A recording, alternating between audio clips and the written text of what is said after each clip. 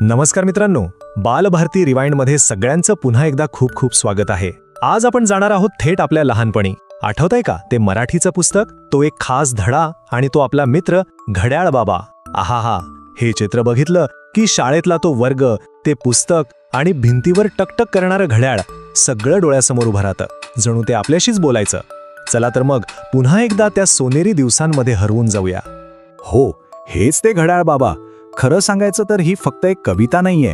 हा तर आपल्या बालपणीचा तो सवंगडी आहे, ज्याने आपल्याला शिस्त आणि मजा या दोन्ही गोष्टी एकाच वेळी शिकवल्या. ते फक्त वेळ नाही सांगत होते, तर खरं तर आपल्याला जगायचा एक ताल शिकवत होते. चला तर मग कवितेच्या पहिल्या भागात जाऊया आणि बघूया हे घड्याळ बाबा आपल्यासाठी कसे एखाद्या शिस्तप्रिय पण तितक्याच प्रेमळ वडिलांसारखे होते. या ओळी ऐकल्या की नाही, असं वाटतं जसं काही घड्याळ बाबा आपल्या डोक्यावरून अगदी मायेचा हात फिरवत आहेत आणि आपल्याला दिवसाची आठवण करून देत आहेत. ती टकटक म्हणजे जणू त्यांचं बोलणंच. आणि मग ते मुलांना आज्ञा देतात. मुलांनो, 6 वाजले, आता उठा. 8 वाजले, अंघोळ करा. 10 वाजले, जेवायला बसा. आणि 11 वाजले, शाळेत जा. वा, यातून मुलांच्या दिवसाची एक किती शिस्तबद्ध सुरुवात दिसते, नाही का?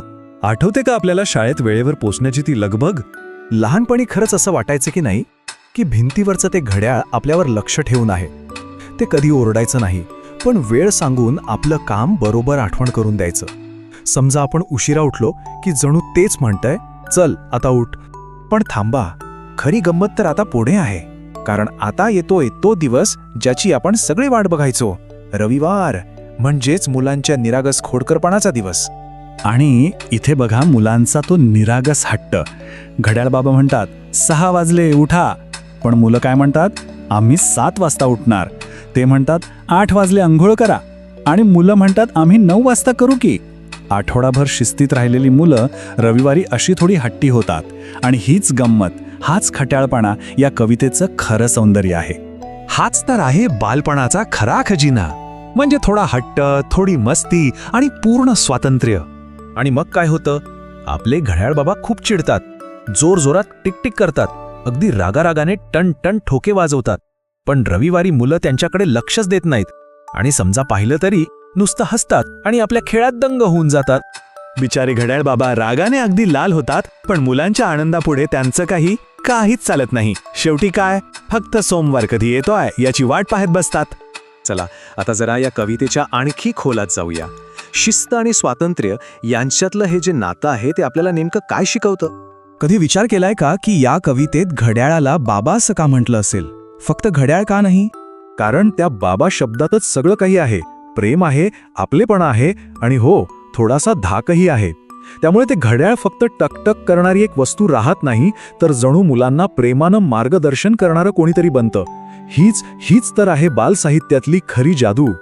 थोडक्यात सांगायचं तर घड्याळ बाबा आपल्याला हेच शिकवतात की आयुष्यात शिस्त जितकी महत्वाची आहे ना, तितकीच बालपणीची ती निरागस मस्ती जपणंही गरजेचं आहे.